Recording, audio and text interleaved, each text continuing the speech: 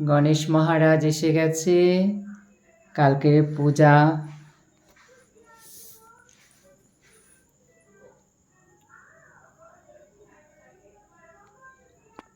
গণেশ বাবাজি এসে গেছে।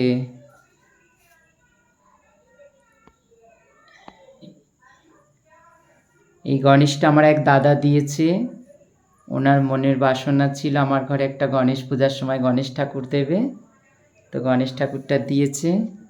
এই দেখুন, একটা ফুলের মালা আমি ঘর থেকে ফুল তুলে গেঁথেছি, দূর্বা দিয়ে মালা গেঁথেছি। আর পূজার বাজারও হয়ে আছে, হোম হবে, হোম পূজা সবই হয় আমাদের ঘরে। জোগাড়জারি সব হয়ে গেছে।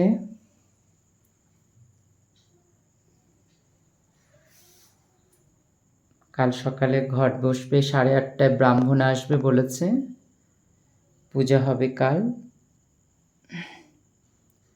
একদম সাজানো গোছানো কমপ্লিট করে রেখেছি।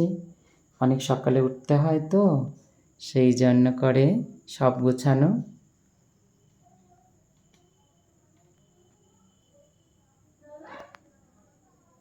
আশীর্বাদ করবেন সবাই যেন এইভাবে মায়ের পূজা, সব কুল দেবদেবীর চরণে অঞ্জলি দিতে পারি।